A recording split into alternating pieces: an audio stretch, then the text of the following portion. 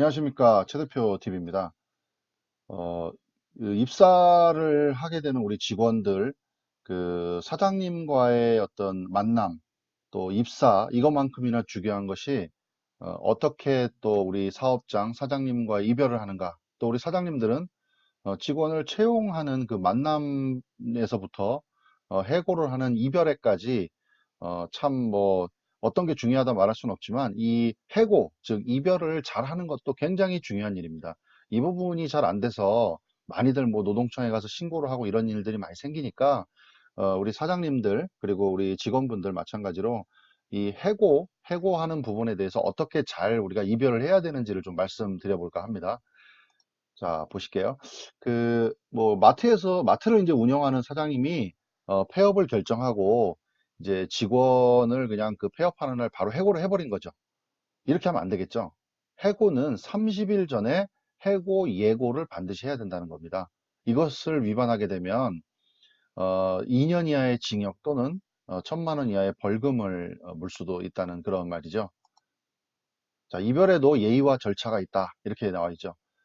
정당한 해고 사유가 있더라도 근로자의 생계 보호를 위해서 해고 30일 전에, 해고 30일 전에 해고 예고를 반드시 해야 된다라는 거 꼭 알았으면 좋겠고요. 그 다음에 해고 예고 수당은 해고 즉시 지급하고요. 해고하지 않으면 통상임금의 30일분을 지급한다. 이걸 우리가 이렇게 알고 있죠. 한 달 전에 해고 예고를 하던가 아니면 해고할 때 통상임금의 30일분 한 달치를 그냥 주고 바로 해고를 하든가 이렇게 알고 계시죠, 그죠? 그래서 해고 방법에 제한은 없지만 서면으로 근로자 대상 근로자 해고 사유 시기를 명확하게 해서 해고 통보를 하셔야 된다라는 내용이고요. 자, 그리고 그럼 해고 예고 수당은 얼마를 줘야 되는 겁니다. 자, 예를 들어서 월급이 250만 원, 주 40시간 이렇게 일하는 직원이 있다고 쳤을 때 이 해고 예고 수당은 어떻게 되느냐? 자, 해고 예고 수당이랑을 지급하는 그 기준이 되는 임금은 우리가 통상 임금이라는 거 아마 들어보셨을 겁니다. 비교되는 이제 임금이 평균 임금이라는 건데 평균 임금은 실업급여나 퇴직금을 줄 때 사용을 하고요. 이 해고 예고 수당은 이 통상 임금으로 합니다. 자, 그래서 이 통상 임금, 통상 1급, 하루 일당 통상 1급의 30일치, 그러니까 대략적으로 한 달치가 되겠죠. 이거를 지급하게 되는데, 예를 들어서 월급이 250만 원인 직원이 주 40시간 일한다. 그러면 월로 따지면 209시간을 일했기 때문에 요거를 시급으로 계산했더니 11,962원인 겁니다. 그래서 요 시급에다가 하루에 8시간을 일했으니까 곱하면 2분의 이제 일당 통상 1급은 95,694원이 되는 거죠. 그러니까 이 95,694원에 이제 한 달치 30일을 곱해서 해고 예고 수당으로 지급을 한다는 겁니다. 앞에서 보셨듯이 해고 예고를 한 게 아니고 해고 이제 바로 통보를 하면서 해고 예고 수당을 지급한 거죠. 자, 그래서 요 근로자 임금 산정은 시간급이 원칙이다라는 거 내용 보시고요. 자, 그 다음에 이럴 때는 해고 예고가 예외가 된다는 겁니다. 자, 보세요. 근로자의 계속 근로 기간이 3개월 미만. 요게 이제 2019년 1월 15일부터 적용이 된 겁니다. 그래서 2019년 1월 15일 이후에 입사한 사람은 근로자의 계속 근로 기간이 3개월 미만이면 해고 예고가 예외된다는 거죠. 적용이 제외된다. 이렇게 하시면 되고요. 그 다음에 천재사변이나 그 밖에 부득이한 이유로 사업을 지속하기 어려울 때, 경영상에 큰 문제가 있을 때는 해고 예고가 예외가 된다.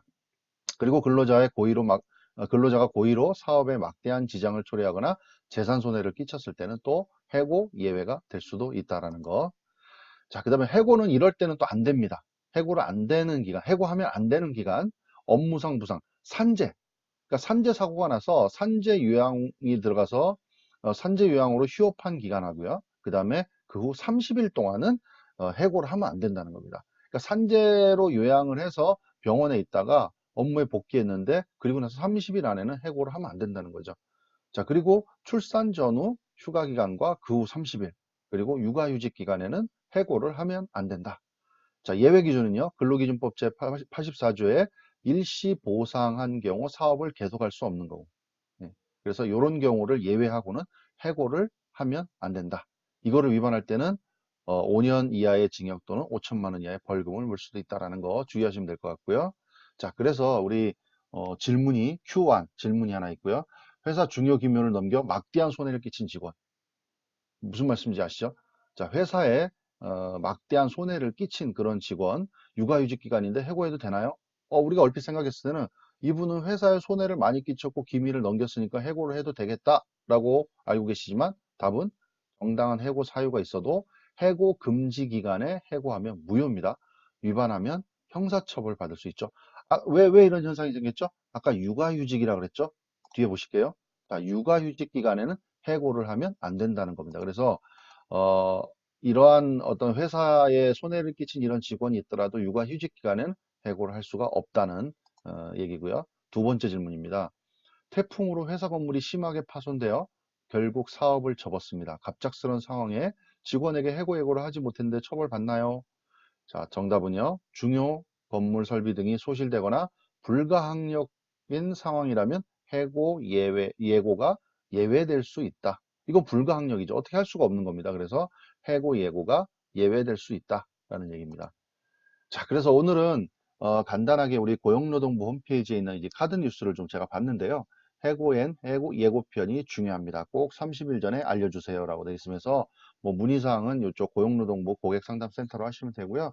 아까 처음에 말씀드렸듯이 우리가 사장님과 직원은 만나는 취업, 입사에서부터 헤어지는 해고, 퇴사까지 굉장히 이제 많은 인연을 맺고 있는데 특히 우리가 입사할 때는 뭐 서로가 좋아가지고 함께 일해봅시다 하고 입사를 할 수 있지만 또 퇴사할 때는 서로가 얼굴을 붉히고 이렇게 뭐 해고를 해야 되냐 말아야 되냐 왜 수당을 안 주냐 퇴직금 안 주냐 이런 일들이 많이 있으니까 이 해고의 기준 좀 자세히 한번 반드시 좀 기억하시고요.